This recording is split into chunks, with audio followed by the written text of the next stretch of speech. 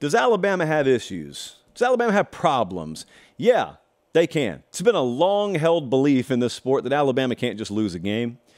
Under Nick Saban, when Alabama loses a game, it warrants an entire forensic analysis of the program by its own fan base, by rival fan bases, by every member of the media who claims to cover this sport, including some who don't, including others who claim to but don't really, and the rest of the folks around the nation do it as well. So Alabama lost the other day. We were on the sideline for it. Immaculate environment there at Bryant-Denny Stadium, but it was all for naught as Alabama went down 34-24. So for all we know, we saw the eventual national champion Texas Longhorns beat Alabama. Or maybe we saw an eventual 9-3 Texas team beat Alabama. But here's what I do know. I do know that there's something that's not right about the program there right now in Tuscaloosa. Now, you need to understand for the next 5 minutes, I am not going to speak to you about a program using the typical college football standard. By any typical college football standard or any historical standard, Alabama's really, really, really good, top 98th percentile, et cetera, et cetera. They preach the Alabama standard there all the time. We have come to expect more from them. They're not as good as you've come to expect them to be right now. Therefore, that's the context in which I'm about to speak to you for a couple of minutes.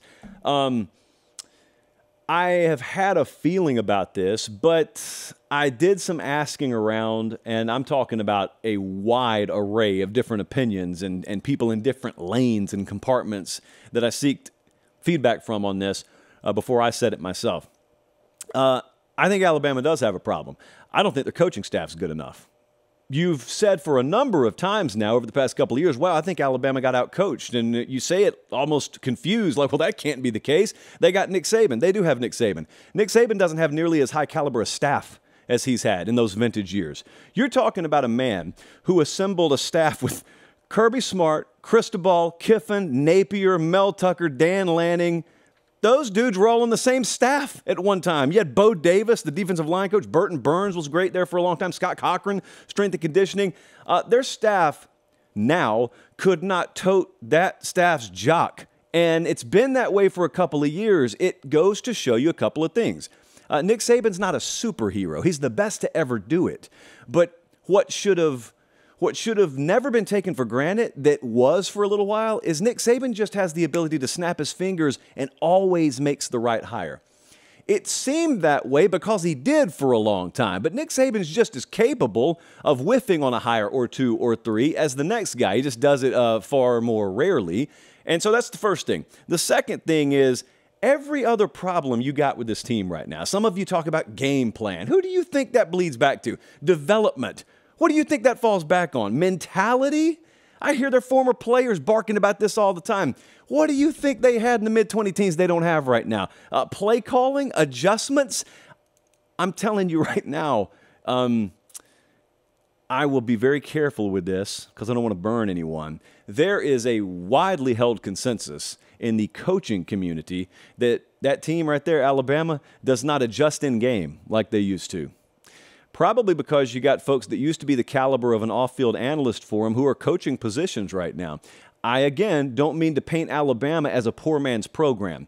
By their own standard, their staff is a shell of the caliber of staffs they've had in the past. Still led by the same guy. But underneath Nick Saban, those folks aren't carrying the water like they used to.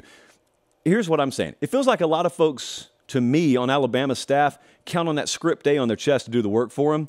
And that script A is not magic. That crimson helmet's not magic. The folks who came before you made it to where it seems as such, but no, you still got to do every bit the work they did. It's just they were better than you, especially that coaching staff right now. A lot of folks they had before them are better than them. Now, you can hear that. You can acknowledge that and either do one of two things. You can crawl in a shell or you can go make a name for your own self. Because the moral of the story here with Alabama or with LSU or with Clemson or any of these teams that have lost early is it'd be ignorant to write them off. Alabama's got one of, if not the best talent rosters in the country, still. That's why I'm kind of confused at some of you who are DMing me saying, oh, they just don't have the talent they once had. Like, It's one thing to say the 2023 Alabama team wouldn't beat the 2017 Alabama team. Okay, they don't play them this year. They play 2023 LSU and Arkansas or Texas, for example. None of those teams outman Alabama. That includes the one they played the other night. It may look that way for a number of reasons I just listed. It ain't that way. And Texas is really good, talent-wise. So is Alabama. Talent's not the reason they lost the other night. It's not the reason they'll lose any game they play this year. Their coaching staff is not what it once was, but it's plenty good enough to win every game they play. So all that's happened here is not Alabama falling by the wayside. All that's happened here is Alabama's come back to earth. They don't have a large gap between them and whoever the second, third, and fourth best staffs in the country are. They're right there in the mix. Probably still got a top 10 staff, truth be told, but they don't have the best staff in the country anymore. Even if they're led by the best to ever do it, they don't have the best under him that they've had in the past, and they certainly don't have the best that exist in the country right now. Is it fair to question them? Sure it is. But that's about where I'll stop it. What I'm not going to do, and I'm going to talk about this later in the show, is what many others have started to do, and I think it's pretty short-sighted. You've started to say things like, this team can't fill in the blank. They can't what? That for all you know, they'll make a change at quarterback Saturday, offense will come alive, defense rounds into form, and they never lose another game. Like, that stuff happens all the time. Teams click all the time. Far less talented teams click all the time in college football. It's why you watch the sport. It's why you love the unpredictability of it. Who's to say Alabama doesn't do that? Who's to say they don't get backed into a corner, wounded animal mode style early in the year, and just go on a run? There's their schedule right there. They'll be, not that this mattered Saturday night, I'm just using this as a little point of reference. They're favored in every game the rest of the way. That's not to tell you they'll win every game the rest of the way, but it is certainly and emphatically to tell you chalking up any of these games as a loss is dumb. It's just not the way it works. So I think the theory some have is, yeah, I'm not going to pick out the individual game or games they're going to lose, but the totality of playing that schedule, of back-to-back road games against Mississippi State and A&M, and then you got Tennessee, you got LSU. Yeah, the totality of that is probably going to equal one or two more losses. Or you may think to yourself, well, with the quarterback play we saw the other night, I don't think that they can run the table. To that, I would say I agree. I would also suggest that they have never had less incentive than any team in history to try and duplicate what they did the other night. So I don't know if what they're going to do is going to work, but I would expect we'll see some kind of change.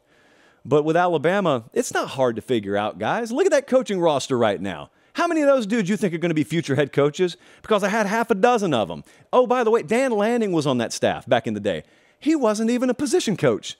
The current head coach at Oregon couldn't even get a position room, and he was on that staff in 2015. So, yeah, there's a problem there. It's a very first world problem. Alabama's got to settle for having a top 10 caliber staff instead of the best in the country. You know what that means? You just got to squeeze the sponge a little bit harder. There's still plenty in there. You just got to squeeze it a little bit harder.